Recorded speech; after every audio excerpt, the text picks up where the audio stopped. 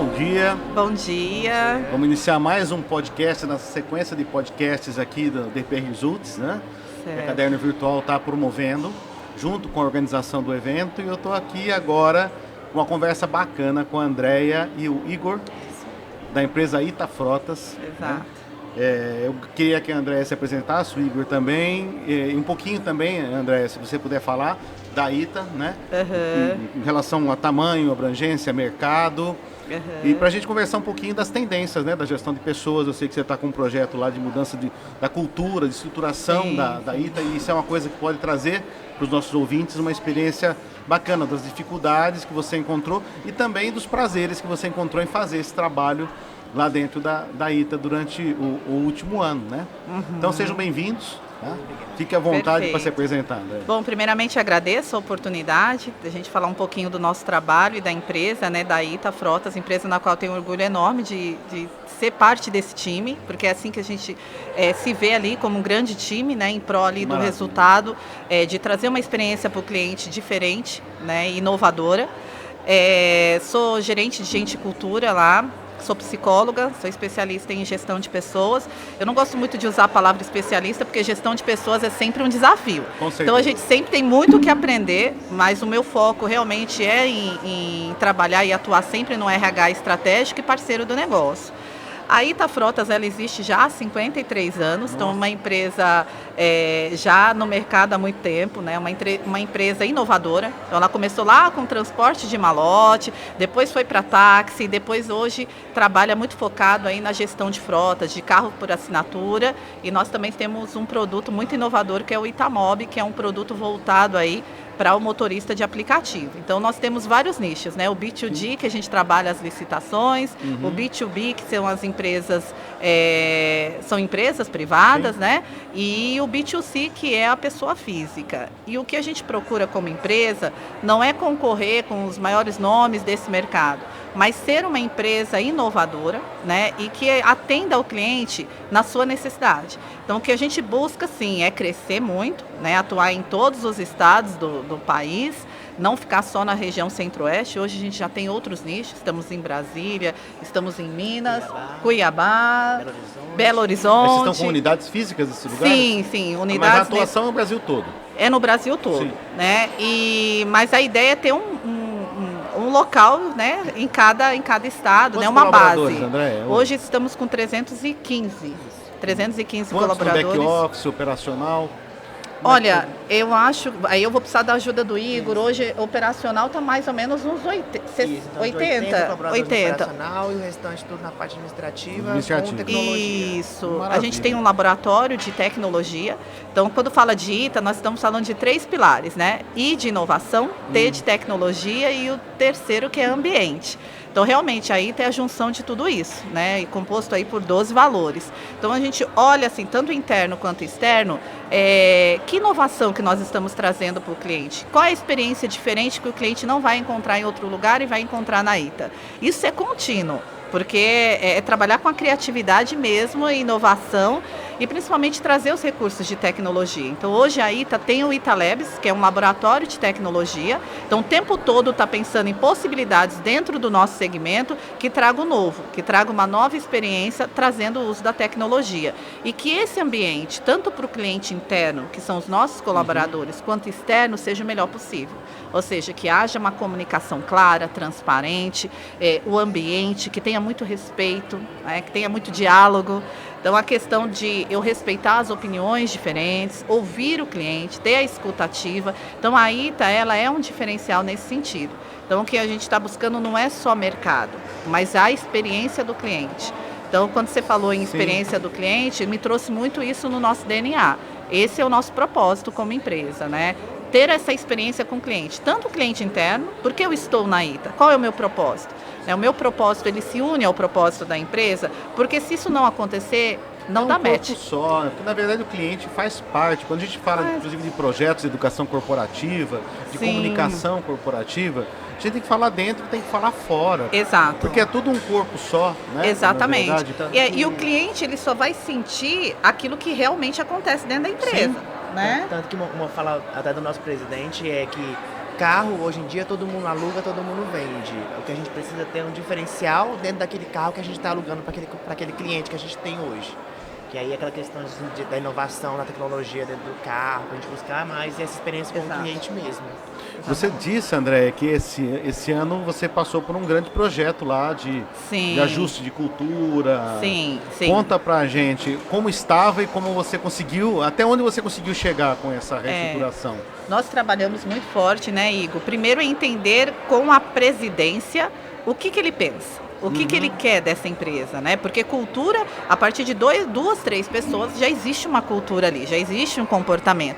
Então, foi um trabalho muito focado em entender o que é a ITA, para onde nós vamos e o que nós queremos. E, principalmente, isso está ligado ao comportamento e às atitudes que a gente quer ver. Então, nesse alinhamento, porque tem que ser top-down.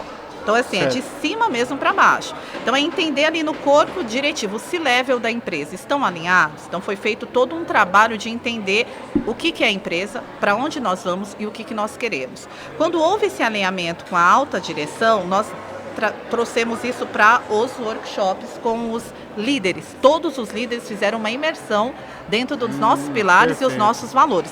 E os líderes tiveram a oportunidade de construir isso. Porque, assim, se é uma coisa que você impõe, é muito difícil realmente engajar. Porque são adultos, fazer as pessoas, fazer todo mundo pensar igual. Adultos pensantes e em nível organizacional alto. Exatamente. Você não consegue impor nada para Não. Então, quando eu vou construir, eu tenho a oportunidade de construir aquilo, eu viro um embaixador daquela cultura. Então, os líderes foram vários workshops para a gente construir esses valores, né? E comportamentos que validam esses valores. E aí, depois disso, nós fizemos aí um grande evento para a empresa toda, apresentando aí a nossa identidade organizacional. Então, foi muito bacana, né, inclusive os nossos remotos, todos participaram. E depois disso, as oficinas. Né? Nossa, então, as oficinas para trabalhar isso na prática. E agora, cada líder, ele tem assim, um incentivo também financeiro para trabalhar junto à equipe esses valores. Então, assim, ele é o maior guardião da cultura. Então, assim, é realmente fazer acontecer. Então, foi assim, um ano, né? Nós começamos isso exatamente em setembro do ano passado.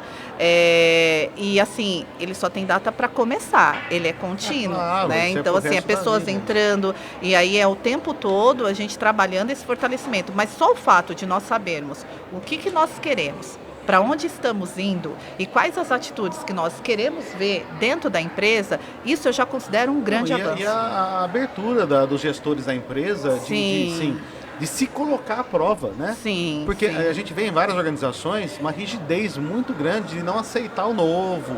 E aí, se você teve essa abertura, vamos dar um reset aqui, vamos fazer de novo. Cara, isso foi maravilhoso. Porque assim, se nós estamos falando que o nosso primeiro pilar é inovação, errar faz parte. Sim. Então, essa coisa assim de ninguém vai errar no propósito de erro. Claro. Nós vamos errar na tentativa de acerto. Então, eu acho que assim, a empresa ter essa abertura, se o pilar dela é inovação, ela tem que ser criativa e aberta para o novo. Então, assim, é quebra de paradigmas todos os dias. Então, isso também é um grande... dos seus valores, né? Exatamente. Então, é fazer isso acontecer na prática, que não é simples. É desafiador. A gente fala, é tudo muito bonito, é tudo muito perfeito. Não é assim. Tem desafios muito assim frequentes. Existe o conflito produtivo, que eu acho que ele faz parte, né? A gente precisa discutir para que realmente aquilo seja real no nosso dia a dia. Mas a alta gestão, o diferencial nosso é porque a diretoria, ela comprou o projeto. Exato. Porque não pode ser um projeto parabéns para eles por ter comprado esse projeto. Né? Nós temos um presidente que acreditou, que falou, não, eu quero... Isso é muita coragem, porque você está dando a cara a tapa, né? Exato. E hoje ele já faz a gente tem um momento, toda primeira segunda-feira do mês, a gente faz um evento que é Conexão ITA Fala do Presidente, onde ele fala com a empresa inteira sobre cultura. Então, assim, o que eu quero ver, para onde nós estamos indo. E nós abrimos uma caixinha de pergunta onde todo colaborador pode perguntar o que quiser da empresa. Isso também foi até um case que nós vimos também no iFood, né? Nós fizemos uma visita lá e nós vimos que é uma boa prática deles lá, Ouvir um pouco o colaborador. Isso e acabar com os ruídos, né? Porque assim, tá abrindo uma loja presencial, isso foi perguntado e ele fala. E não tem escolhas de perguntas, não. O que você perguntar vai ser respondido. E isso tem sido muito benéfico para nós, porque as pessoas estão vendo ele ali, falando, e realmente o esforço para que aquilo seja real. Porque assim, você falar uma coisa e no elevador você se comportar de uma forma diferente, acabou com a cultura, não existe. E a gente fala, por exemplo, igual a implementação, né? Implementação de qualquer projeto, que seja de universidade corporativa, de uma cultura nova. Se você tem um discurso e não acontece, você não consegue fazer pela segunda vez. Exatamente. Se eu implantar uma universidade corporativa numa empresa e a iniciativa der errado, a segunda vez você não tem a mesma força. Exatamente. A não ser que você troque a maioria dos colaboradores, porque aqueles que já tentaram falam, não, esse negócio não anda não, tá sempre igual, não tem novidade, o pessoal fala uma coisa e faz outra. E se cair em descrédito, você não consegue. Exato. Então você tem que fazer. Agora a ação, né? Exatamente. O planejamento é o PDCA, né? Exatamente. Exatamente isso. Então tem sido assim, bem desafiador, atrelado a isso, nós implantamos o programa de cargos, carreiras e remuneração. Eu falo que quanto o RH, né, quanto a gente o tempo todo tem que estar atento às mudanças do nosso mercado. Antigamente, né, se falava de cargos e salários, programa de cargos e salários. Mas o nosso público agora, eles querem saber carreira. Claro. Hoje a empresa, ela tem um plano de dedicação carreira. da minha vida, né? Exatamente. Então nós implantamos lá também o PCCR, que é o plano, né, o projeto de plano, cargos, carreiras e remuneração.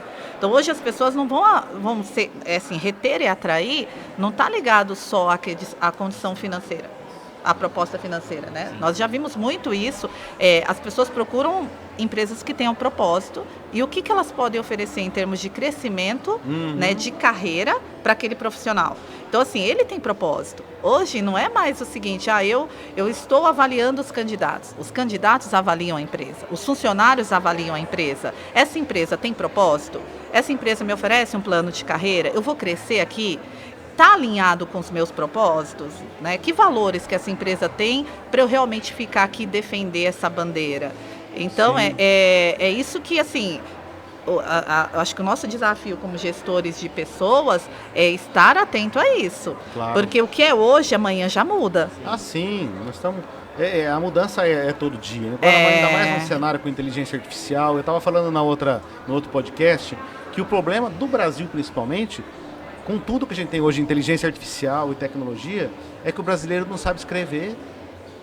É igual o Canal Futura falava, não importa as respostas, o importante é você saber perguntar. E nós estamos num cenário onde a pessoa não sabe formular uma pergunta, ele não sabe nem para onde ir. É uma falta de rumo. Num mundo que nós temos todas as respostas à disposição, nós temos um Big Data, as empresas têm disponível na mão dela qualquer tipo de informação, de estratégia. Sim. Né? Por exemplo, nós temos dentro da plataforma lá um negócio de inteligência artificial que gera os roteiros das aulas, basta você brifar. Aí nós temos dificuldade de empresas que não sabem nem o que brifar. Eu vou fazer um treinamento, por exemplo, do meu estoque. Você não consegue brifar os seus processos. Exato. Aí não existe ferramenta, inteligência artificial que resolva. Não. Porque você não conhece o seu ambiente. Então isso que você fez lá, de um autoconhecimento da empresa, falar, beleza, quem somos nós, onde a gente quer ir, o que falta, quais nossas dores, quais nossos gaps. Isso foi maravilhoso. Até para apresentar para os colaboradores novos, porque a gente vê a dificuldade. Eu faço parte da BRH, da diretoria, e há vários anos nós temos uma iniciativa que chama BRH na Praça, de empregabilidade. Na última edição foram 7.000 vagas, nós tivemos 1.000 candidatos para 7.000 vagas. Fizemos em Anápolis esse ano já, teve 5.000 vagas, teve 1.000 pessoas também. Quer dizer, ninguém sabe o que está acontecendo. E quando você apresenta uma carreira e uma empresa que tem isso consolidado, que o cara vê, pô, se eu entrar aqui eu sei para onde eu vou. Isso é fantástico, né? Não, sem dúvida. E você tocou num ponto muito importante que é a questão da IA. Né? Para nós somos uma empresa também de tecnologia, né? Então a ideia foi, nós pegamos toda a nossa liderança, né? Mandamos lá para a Startz para estudar e aprender a trabalhar com a IA, porque a IA veio para ficar. Claro. E nós temos que saber usar esse recurso. Então, isso que você fala, de saber usar, como usar a tecnologia ao nosso favor, ela não veio substituir o ser humano. Pelo contrário, ela veio potencializar. Potencializar, exatamente. Então, nós todos passamos por essa experiência e cada líder teve que disseminar isso para as equipes e incentivar o uso. Tanto é que esse ano nós lançamos um desafio para a empresa, né? O melhor projeto, ele vai ter uma premiação no final do ano. Que então, assim, de realmente o que a IA pode facilitar no seu dia a dia. Então, isso também, o colaborador, o profissional, ele está de olho no mercado. Essa empresa, ela investiu em tecnologia? Eu vou realmente ser um profissional melhor? Então, eu vou entrar num ônibus que vai me levar para algum lugar? Exato. Ou eu vou sentar num banco de praça que Exatamente, não vou sair, exatamente. Então mudou muito o mercado. E esse eu acho que é o maior desafio. Sabe, é atração e retenção, porque muitas vezes você atrai, mas você não consegue reter, e se adaptar à transformação tecnológica. E aí você desenvolver uma cultura que dê suporte a tudo isso é o maior desafio da nossa área de gestão de pessoas. Eu acho que hoje assim é o maior desafio nosso. E trazer isso, quando você tem um RH, né, ou a área de gente, cultura, gente e gestão, enfim, você tem um DP ali também cuidando, né? Porque você também não adianta ter tudo isso e não fazer uma boa folha de pagamento, claro, uma gestão ali de benefícios. Então, eu acho que a minha parceria com o Igor é muito nesse sentido, dele olhar também para isso. A gente ter esse olhar, olha, o que nós estamos oferecendo em contrapartida, né? Eu acho que você pode até falar um pouquinho de saúde e bem-estar, que é uma coisa que as pessoas também se preocupam com o equilíbrio entre vida profissional e vida pessoal. Claro. Essa geração, ela quer isso. Então, mudou muito o mercado, né? Eu falo porque, assim, eu já estou nesse mercado há 20 anos. O que não pode também é dar tanto valor ao carpe diem, né? O carpe diem, ele tem uma faca de dois gumes. Exatamente. Viva o hoje, não se preocupe com amanhã. Não é bem por aí. Não. Você tem que ter o equilíbrio, né? Mas, Igor, me fala um pouquinho. Por exemplo, você falou no outro podcast também sobre o e-social e a gente comentou que ele trouxe um benefício que foi transparência. Sim. Hoje você tem milhões de fiscais. Então a gente conseguiu trazer para o colaborador a sua própria fiscalização do que está acontecendo. Exatamente. Né? O que fortalece o seu projeto, porque se você incentivar que a pessoa tenha esse acesso e acompanhe o que está acontecendo no e-social, é muito bom também para a empresa. Com certeza. O que vocês estão fazendo lá nesse sentido? Atualmente, hoje o e-social ele facilitou muito para a gente e para o colaborador também ter esse acesso de informações. Então, essa conexão de informações está sendo muito fácil para o colaborador. Um dos maiores benefícios que a gente está observando hoje é na questão do FGTS digital, que veio positivamente para a gente. A gente está tendo um ganho de benefício que a gente tinha muitos problemas antes com caixa, essas questões. E eu acho que nessa linha a gente está conseguindo familiarizar com o colaborador nesse sentido. Acho que é um ponto muito positivo para a gente, por exemplo.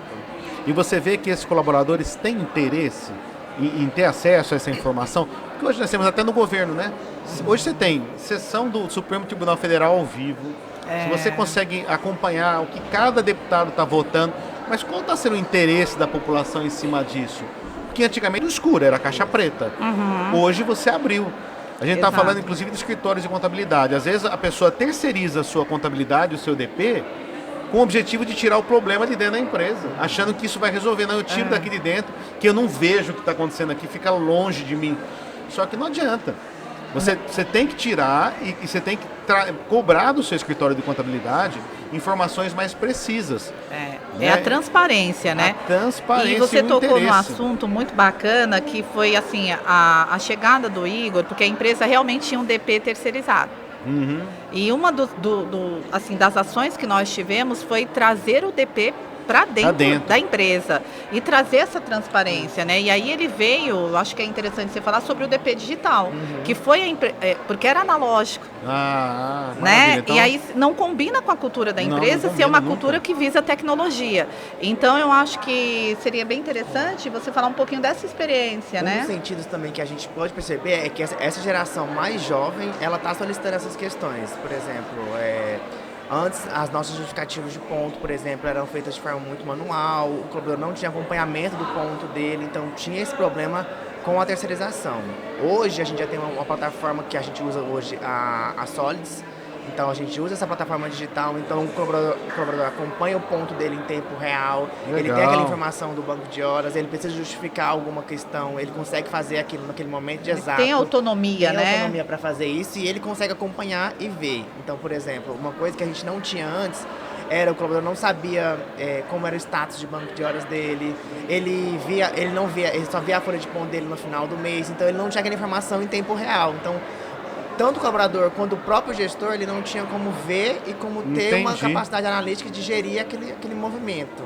Então, com a implantação é outra da situação, com a folha digital. Está na mão dele e uma das coisas que a gente incentiva muito é as pessoas não ter qualidade de vida. Então, assim, a ITA não quer que as pessoas fiquem a mais do tempo do trabalho, que elas dêem o melhor dentro daquele momento, que tenha flexibilidade nisso. E você não enxergar isso parece uma coisa simples, mas a empresa tem que ter essa preocupação com a transparência. Eu acho que o E-Social trouxe muito esse movimento, né? E a empresa tem o compromisso da transparência. Eu acho que isso é fundamental. Então, benefícios tem que ser claro, tudo tem que estar no aplicativo, né? Os seus deveres, né? Os direitos. Eu acho que a empresa tem que se preocupar com isso também. Com certeza. Por isso é o que mínimo, o departamento pessoal, que a gente hoje já colocou tudo como gente e cultura, é olhar para todos os lados. Não adianta eu ter o melhor 360. treinamento se eu não ofereço uma flexibilidade de horário, ou uma flexibilidade de um banco de horas. Ou se você não está aferindo como é que está sendo a postura dele depois do treinamento. Exatamente. Não adianta faz de conta que eu ensino, você faz de isso. conta que aprende, né? Exatamente. Mas o E-Social é uma das iniciativas, o governo federal tem iniciativas maravilhosas. A gente conversou certeza. agora mesmo também com outro profissional que estava dizendo para a gente o tanto que isso aí está trazendo de melhoria e de cobrança. Nós temos legislações abusivas de cobrança de tributo, etc. Tudo bem, mas nós estamos estruturando a forma de aferir. Depois a gente muda a lei. Né? Antes a gente não tinha isso, não tinha transparência. Exatamente. Os bons pagavam pelos ruins, o tanto de sonegação, e às vezes você tinha uma empresa lá suando para fazer certo, enquanto a outra tinha um político de estimação ali. Exato. Então, graças a Deus, isso está acabando com a transparência. Então, sim. Mas assim, parabéns, André, Imagina. pelo projeto lá no ITA, Igor. Eu acho assim, uma empresa que nos dias de hoje está se dando a cara a tapa, de dar um reset, de reestudar a cultura, de fazer todo esse movimento que você está fazendo, tá de parabéns. Eu tenho certeza que seus clientes vão sentir isso tudo que vocês estão fazendo.